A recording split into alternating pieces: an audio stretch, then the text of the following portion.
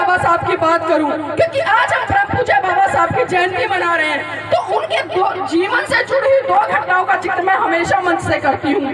और उसके पीछे कारण है कि जो संघर्ष, समर्पण, बलिदान और जो त्याग परम पूज्य बाबा साहब ने किया, और जिस त्याग के आंसू उन्होंने रोए, आज मैं चाहती हूँ मेरे समाज की बहन बेटियां, मेरे समाज का युवा उस संघर्ष के आंसू को महसूस करे और उस पीड़ा को महसूस करे कि अगर परम पूज्य बाबा साहब आपको संविधान में तमाम हक अधिकार नहीं देते तो आज ये मेरी नारी शक्ति पुरुषों के बराबर इस तरह से कुर्सी पर ना बैठी होती। मेरी बहनों, बात उस समय की है जब परम पूज्य बाबा साहब बम्बई हाई कोर्ट में प्रैक्टिस कर रहे थे। उनके पास अचानक खबर पहुंची कि साहब आपका बेटा राजरतन बहुत बुरी तरह से बीमार है और अपने जीवन की अंतिम सांसें ले रहा है। ये बात सुनकर परम पूज्य बाबा साहब घर दौड़े आए और जैसे ही बाबा साहब ने राजरतन को गोद में उठाया, राजरतन ने बाबा साहब की गोद में ही दम तोड़ दिया। ये मंजर देखकर माता रमाबाई बिलक बिलक कर रोने लगी और साहब का कॉलर पकड़कर कहने लगी कि साहब बस कीजिए साहब, बस कीजिए। आपकी समाज सेवा के भूत ने एक एक करके मेरा पूरा परिवार उजाड़ दिया, साहब बस कीजिए। तो बाबा साहब कहते कि रमा चुप हो जा, रमा चुप हो जा, तू तो रो भी सकती है लेकिन मेरी तो आंखों के आंसू ही सूख चुके हैं, क्योंकि प्रतिदिन मैं अपने समाज के हजारों बच्चों को मरते हुए देखता हूँ। रमा चुप हो जा। तो माता रमाबाई फिर कहती है कि साहब मैं आज फिर चुप हो जाऊंगी, लेकिन आप मुझे एक बात बता दीजिए कि जब जब आप अपने बेटे राजरतन को गोद में खिलाया करते थे तो बड़े हर्षोल्लास के साथ कहा करते थे कि रमा मेरा बेटा राजरतन बड़ा होकर एक दिन इस देश पर राज करेगा। तो साहब आज राजरतन तो इस दुनिया में रहा नहीं, अब मुझे ये बता दीजिए कि बड़ा होकर अब इस देश पर कौन राज करेगा।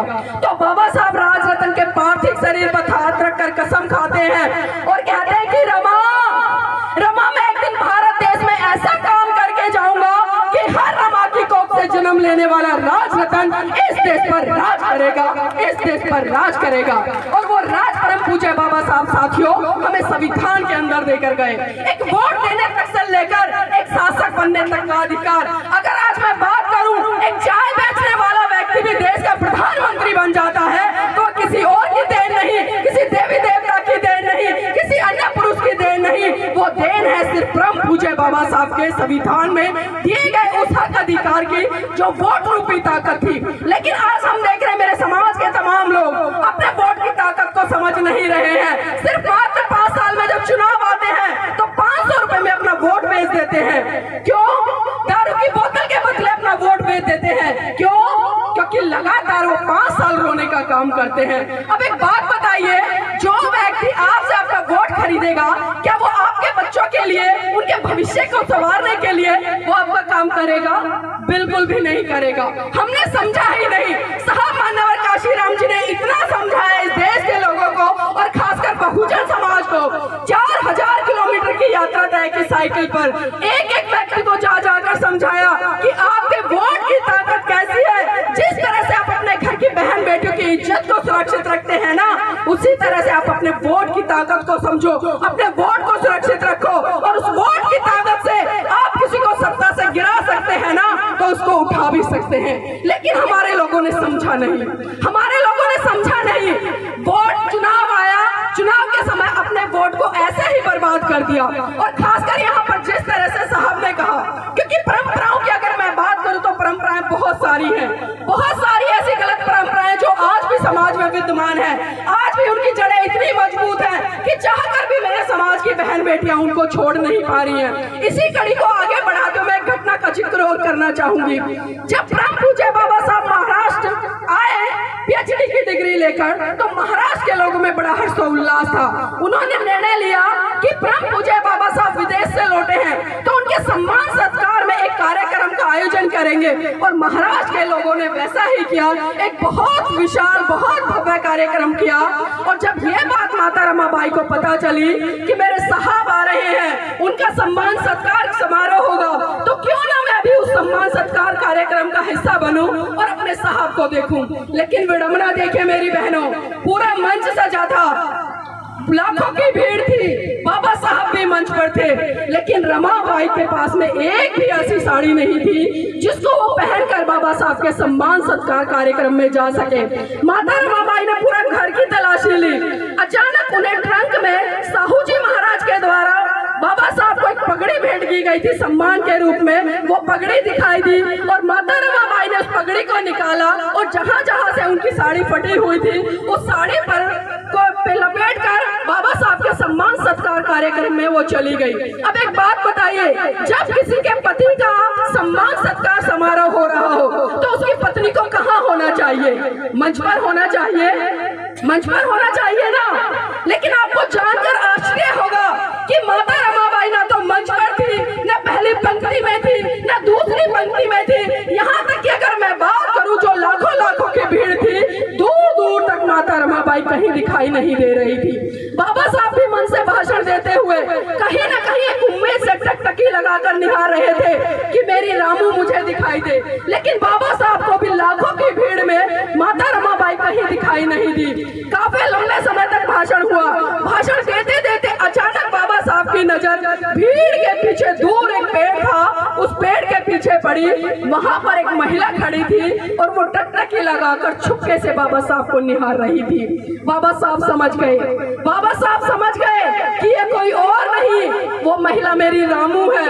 और वो ये भी समझ गए कि वो भीड़ के बीच में क्यों नहीं आई, वो मंच तक क्यों नहीं आई, क्योंकि बाबा साहब जानते थे कि जितने संघर्षों से माता रमाबाई ने बाबा साहब का साथ दिया, अपने बच्चों को पढ़ाया, लेकिन विडंबना देखी कि वो एक एक करके गरीबी में, भूखमरी में और दवाई के अभाव में बीमारी से माता रमाबाई के 3-3 बच्चे चले गए जब बाबा साहब विदेश में पढ़ाई कर रहे थे। और साथियों, मंच पर भाषण खत्म करके परम पूज्य बाबा साहब सीधे भीड़ को चीरते हुए माता रमाबाई के पास पहुंचे और माता रमाबाई का हाथ पकड़कर बोले कि रमा, ऐसा नहीं है कि मैं तेरा श्रृंगार नहीं कर सकता, रमा ऐसा नहीं है कि मैं तेरा सत्कार नहीं कर सकता, रमा ऐसा नहीं है कि मैं तुझे आभूषणों से नहीं ला सकता, रमा ऐसा नहीं है कि मैं तुझे सुंदर सुंदर साड़ी नहीं पहना सकता, रमा जितनी जिम्मेदारी मेरी तेरे प्रति है उससे कहीं ज्यादा जिम्मेदारी मेरी इस भारत देश की महिलाओं के प्रति है, जिनको आज शरीर ढकने तक के लिए कपड़े नहीं मिलते। तो मेरी बहनों सोचिए, मेरी बहनों समझिए कि जिस माता रमाबाई ने आपके लिए इतना संघर्ष किया, इतना समर्पण किया, इतना त्याग किया, बाबा साहब ने किया। जिस माता रमाबाई ने एक अच्छी साड़ी भी नहीं पहनी, आज उनके बलिदान के कारण आप 1 लाख रुपए की साड़ियां तक पहन रही है। तो ये गर्व की बात है हमारे लिए कि हमें सीखना पड़ेगा उस माता रमाबाई से जिसके संघर्ष के कारण बहुजन समाज की महिलाएं आज 10,000 से लेकर 1-1 लाख रुपए की साड़ियां पहन रही हैं। लेकिन क्या हमने उनके संघर्षों को समझा? क्या हमने उनके बलिदान को समझा? मैंने कहा आज हम भक्त तो बन गए हैं, क्योंकि भक्तों का काम क्या होता है, साल में जितने भी महान पुरुषों की जयंती आएंगी जोर जोर से जय भीम के नारे लगा लेंगे, उनकी जयंतियां मना लेंगे। जब उनका परिनिर्वाण दिवस आएगा तो उनके फूलों पे हम हार चढ़ा लेंगे। क्या इसी दिन के लिए उन्होंने संघर्ष किया? क्या इसी दिन के लिए उनका बलिदान रहा? लेकिन अगर मैं बात करूं अनुयायी होने की, क्योंकि भक्त और अनुयायी में बहुत बड़ा फर्क है। भक्त जय जयकार करता है, वहीं अगर दूसरी तरफ हम अनुयायी को उठा के देखें तो अनुयायी 365 दिन समाज के बीच में जाता है, जमीन पर जाकर वो समाज के लोगों को जागरूक करता है, अपने महान पुरुषों की विचारधारा को बताता है, वो उसके वोट की ताकत को समझाता है। लेकिन आज हम देख रहे हैं कि अनुयायियों की संख्या बहुत कम हो गई है और भक्तों की संख्या लगातार बढ़ती जा रही है। जिस तरह से दूसरे अंधभक्त जिनको हम कहते हैं और हमारे भी अंधभक्त हैं, दोनों में कोई फर्क नहीं है। मेरी बहनों, मेरे भाइयों, अगर आपको सही मायने में अपने महान पुरुषों की जयंती मनानी है तो सबसे पहले उनके इतिहास को पढ़े, उनके संघर्ष को पढ़े, उनके बलिदान को पढ़े और उन सभी तमाम बातों को पढ़कर उसको मनोसात करे और मनोसात करने के बाद अपने समाज के एक बच्चे को तैयार करे, एक बच्चे को तैयार करे ताकि आने वाले समय में आपके बच्चे किसी की गुलामी न करे।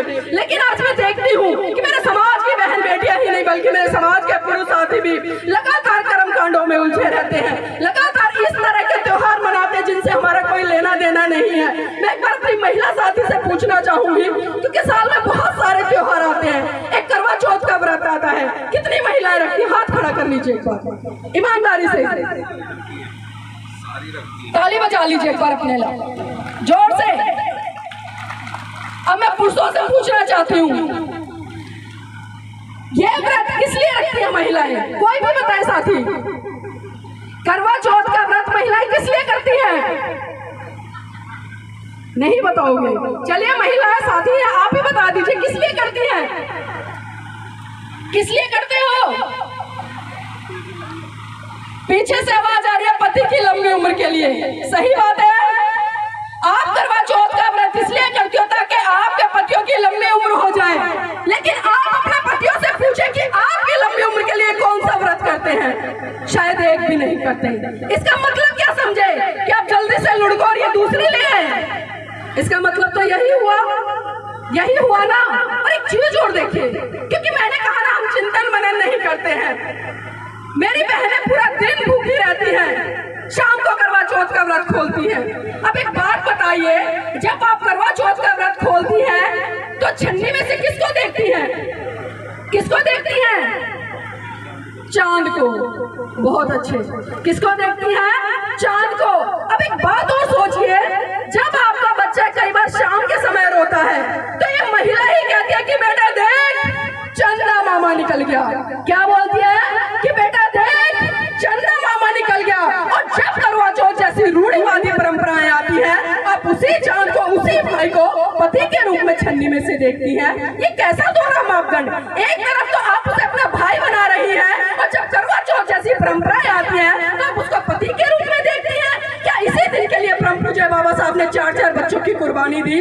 क्या इसी दिन के लिए परम पूज्य बाबा साहब ने मात्र 35 साल की उम्र में अपनी जीवन संगनी की कुर्बानी दी? हमें शर्म आनी चाहिए। हम बाबा साहब की जय जयकार करते हैं लेकिन उनके द्वारा बताए हुए मार्ग पर नहीं चलते।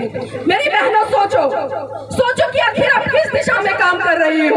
और रही लंबी उम्र की बात, तो आपको एक बात बता दूं, अगर सही मायने में आपको अपने पतियों की लंबी उम्र करवानी है तो सबसे पहले आप उनकी दारू छुड़वा दीजिए, उनके सिगरेट छुड़वा दीजिए, उनसे बीड़ी छुड़वा दीजिए, उनसे गुटखा छुड़वा दीजिए, जितनी भी नशीली चीजों का सेवन करते हैं वो छुड़वाइए और तीनों समय उनको संतुलित भोजन खिलाइए। मैं गारंटी से कहती हूँ कि जहाँ आपके पतियों की 10 साल लंबी उम्र होगी, वहाँ पर आप ये जो नशीली चीजें इनको छुड़वाते हैं और समय पर खाना देती हैं तो वो 50 साल और ज्यादा जिएंगे। लेकिन हम इस दिशा में काम नहीं करेंगे। एक बार करके देखिए मेरी बहनों, और मैं फिर आपके बीच में लगातार आती रहूंगी, क्योंकि मैं जहाँ जाती हूँ पीछा नहीं छोड़ती हूँ। आपके बीच में मुझ जैसी एक बहन पहले भी आई थी, घूंघट को लेकर बहुत बड़ी बड़ी बातें की थी, लेकिन फिर वही चीजें हमें देखने को मिली तो कहीं ना कहीं हमें निराशा भी होती है। अब एक बार मैं पुरुष साथियों से चाहूंगा, एक बार हाथ खड़े कर लीजिए, सभी पुरुष साथी उधर बैठे हुए। महिलाएं देखिए उधर, एक बार महिलाएं देखिए। अब आप महिला हाथ खड़ी करो, जितनी भी महिला बैठी है हाथ खड़े कर लीजिए, दोनों हाथ। अब मेरे पुरुष साथी इधर देखें। अब आप सोच रहे होंगे कि मैंने आप लोगों के हाथ ऊपर क्यों करा है। बहुत बड़ा कारण है, बहुत सारे तीखे सवाल आएंगे, बुरे भी लग जाए। एक बात देखिए, यहाँ पर जितने भी पुरुष बैठे हैं किसी के भी हाथ में आपको कोई भी चूड़ी दिखाई नहीं दे रही, लेकिन मेरी महिलाओं ने 9-9, 10-10, 12-12 चूड़ियां पहनी हुई है। आप स्कूल में एक मुहावरा पढ़ते होंगे, चूड़ियां पहनकर घर में बैठ जाओ। अब मुझे ये बताइए, चूड़ियां किसका प्रतीक है? किसका प्रतीक है चूड़ियां? सभी पढ़े लिखे हो, किसका प्रतीक है? कायरता का, कमजोरी का, बुज़दिल का। अब मुझे ये मेरी मात्र शक्ति ही बताए, क्या आप कायर हो, क्या आप कमजोर हो, क्या आप बुज़दिल हो? तो फिर ये चूड़ियां किस लिए? ये चूड़ियां किस लिए? और आप ही ताना मारते हो जब आपके आस पड़ोस में कहीं झगड़ा हो जाता है और आपके पुरुष कहीं ना कहीं उस झगड़े को शांत करने के लिए चुपचाप घर में आके बैठ जाते हैं, तो ये मेरी महिला ही कहती है कि अरे जाओ चूड़ियां पहनकर बैठ जाओ, तुम्हारे बस की कुछ नहीं है। तो मेरी बहनों समझो आखिर क्या कर रहे हैं। और चूड़ियां पहनने से ही अगर आपके सुहाग की निशानी, क्योंकि बहुत सारी महिलाएं कहती है अरे चूड़ियां तो सुहाग की निशानी होती है और करवा चौथ के व्रत से लंबी उम्र होती है। मैं आपको बता दूं, मेरी शादी को 17 साल हो गए हैं। कितने? 17 साल। मैंने आज तक कोई पूजा पाठ नहीं किया, कभी करवा चौथ का व्रत नहीं रखा, और मेरे पति सही सलामत। एक बार एडवोकेट जय प्रकाश जी खड़े हो जाओ। देखिए, जो लोग बात करते हैं कि करवा चौथ से लंबी उम्र होती है, और जो महिलाएं करवा चौथ का व्रत नहीं करती उनके पति मर जाते हैं, मरने की तो बात बहुत दूर है, खांसी जुकाम भी नहीं होता। अब आप देखिए, क्योंकि वो दारू नहीं पीते, वो किसी भी तरह का नशा नहीं करते, और तीनों समय का मैं बहुत अच्छा भोजन उन्हें खिलाती हूँ, उनका मान सम्मान करती हूँ, सत्कार करती हूँ, और एक तरह से एक मित्र की तरह उनके साथ रहती हूँ। तो मेरी बहनों, इन रूढ़िवादी परंपराओं से बाहर निकलिए, अपनी गुलामी की जंजीरों को तोड़िए, क्योंकि हमारे महान पुरुषों ने हमें एक ऐसा धम्म दिया जो हमेशा विज्ञान की बात करता है, जो विज्ञान की बात करता है, जो तर्क पर आधारित है। क्योंकि महाकारुणिक तथागत बुद्ध ने कहा कि आप किसी भी बात को इसलिए मत मानो कि बड़े बड़े लोग कह रहे हैं, आप किसी भी बात को इसलिए मत मानो कि बड़े बड़े संत कह रहे हैं, आप किसी भी बात को इसलिए मत मानो कि वो धर्म ग्रंथों में लिखी हुई है। आप उस बात को जब मानो जब वो आपके तर्क की, आपकी बुद्धि की कसौटी पर खरी उतर जाए, और आप उसकी जांच कर लो कि वो आपके लिए सही, आपके समाज के लिए सही, आपके देश के लिए सही है, तभी आप उस बात को मानो, अन्यथा उस बात को वहीं छोड़ दो। लेकिन हम समझ नहीं रहे हैं, हम सिर्फ जय जयकार करने में लगे हुए हैं। अब मुझे ये बताइए, यहाँ पर जितने भी लोग हैं, कितने लोग बौद्ध हैं? ईमानदारी से हाथ खड़ा करके बताएं, बौद्ध लोग कितने हैं? एक भी नहीं। हिंदू कितने हैं? हिंदू कितने हैं? सारे ही शायद सभी हिंदू है ना। अब मुझे एक बात बताओ, सन 1835 में परम पूज्य बाबा साहब ने एविया की धरती से घोषणा की कि मैं हिंदू धर्म में पैदा हुआ, ये मेरे बस की बात नहीं थी, लेकिन मैं हिंदू धर्म में मरूंगा नहीं, ये मेरे बस की बात होगी। और मेरी बहनों, बाबा साहब ने 1935 में घोषणा की, और 14 अक्टूबर सन 1956 में नागपुर की धरती पर परम पूज्य बाबा साहब ने कम से कम 5 या 10 लाख लोगों के साथ में बौद्ध धर्म की दीक्षा ली। अब ये सोचिए कि परम पूज्य बाबा साहब ने कहाँ 35, कहाँ 56, 21 साल का अंतर। 21 साल में आखिर क्या किया परम पूज्य बाबा साहब ने? मेरी बहनों, 21 साल में परम पूज्य बाबा साहब ने अध्ययन किया, लगातार सभी धर्मों का अध्ययन किया, और एक निष्कर्ष पर पहुंचे कि मैं अपने समाज को, अपने लोगों को, इस देश के लोगों को एक ऐसा धर्म देके जाऊं कि वो कभी भी अंधविश्वास की तरफ न जाए, वो कभी भी रूढ़िवादी परंपराओं की तरफ न जाए, वो हमेशा विज्ञान की तरफ बढ़े, और एक वैज्ञानिक सोच लेकर इस देश को आगे बढ़ाने में अपना योगदान दे। लेकिन क्या हमने बाबा साहब की बात को माना? नहीं माना।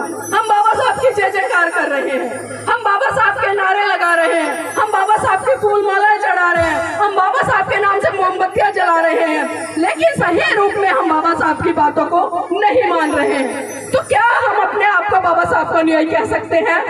बताइए मुझे, क्या हम अपने आप को बाबा साहब का अनुयायी कह सकते हैं? नहीं कह सकते। तो मेरी बहनों, समझिए और जानिए कि आखिर आज हम किस दिशा में बढ़ रहे हैं। अगर आज मैं देश के सिनेरियो की बात करूं, तो देश में जिस तरह का हालात बने हुए हैं, आज आपके घर की बहन बेटियां 6 बजे के बाद घर से नहीं निकल सकती। लगातार हमारी समाज की बहन बेटी के ऊपर अत्याचार, शोषण होता है। दिन दहाड़े हमारे समाज की बहन बेटी को जिंदा जला दिया जाता है। रात के अंधेरे में आपने हाथरस कांड सुना होगा। क्या कसूर था आखिर उस बेटी का? क्या कसूर था? लेकिन सत्ता पर बैठे हुए लोग लगातार इस तरह के जघन्य अपराधों को बढ़ावा भी देते हैं, और जो लोग इस तरह की घटनाओं को अंजाम देते हैं, उनको संरक्षित करने का भी काम करते हैं। तो अपने वोट की ताकत को समझिए, अपनी बुद्धिमत्ता का परिचय देते हुए सबसे पहले आप शिक्षित होइए, और शिक्षित होने के बाद आप जागरूकता की तरफ बढ़िए। क्योंकि आज मैं देखती हूँ हमारे समाज में तमाम IPS ऑफिसर है, जज है, डॉक्टर है, इंजीनियर, एक से बढ़कर एक पदाधिकारी है, बड़ी बड़ी डिग्रियां उनके पास है, लेकिन जब जागरूकता की बात आती है, वो मंचों पर तो बड़ी बड़ी बातें कर लेते हैं, लेकिन जब उनके घरों में हम कई बार जाकर देखते हैं, मुझे बड़ा दुख होता है। कई साथी मुझे ऐसे मिले, मंचों पर जय भीम के नारे लगाएंगे, बड़ी क्रांतिकारी बातें करेंगे, लेकिन जब मैं उनके घर में जाती हूँ तो उनके घर की बहन बेटी उन्हीं कर्मकांडों, उन्हीं पूजा पाठ, उन्हीं परंपराओं में उलझी हुई है, जिनसे कि परम पूज्य बाबा साहब ने उनको निकालने का काम किया। तो मेरी बहनों, मैं सिर्फ यहाँ से आपसे संकल्प तो नहीं लेकर जाऊंगी, लेकिन मैं उम्मीद करूंगी, क्योंकि वादे हम तोड़ देते हैं, और वादे तोड़ने के लिए किए जाते हैं। लेकिन कोशिश कीजिएगा जब आप यहाँ की बेटी ही कहूँगी, मैं बहू नहीं कहूँगी, क्योंकि शादी के बाद भले थोड़ा बहुत परिवर्तन होता है, लेकिन जिस दिन आप लोगों ने अपने ससुर को पिता समझना शुरू कर दिया, अपनी सास को माँ समझना शुरू कर दिया, तो उस दिन से वो भी आपको बेटी के रूप में धारण कर लेंगी, और ये रूढ़िवादी परंपराएं सारी खत्म हो जाएंगी। तो जाते जाते सिर्फ इतना ही कहना चाहूंगी अपनी बात को खत्म करने से पहले, कि देखना बहुत कुछ है, देखना बहुत कुछ है, देखते रहिए, देखना बहुत कुछ है, देखते रहिए, करना बहुत कुछ है करते रहिए। समाज आज भी बलिदान मांगता है, पर सच तो ये है मेरे साथियों, आज आपसे आपकी जान नहीं बल्कि आपका ईमान मांगता है, आपका ईमान मांगता है। जय भीम, नमो बुद्धाय।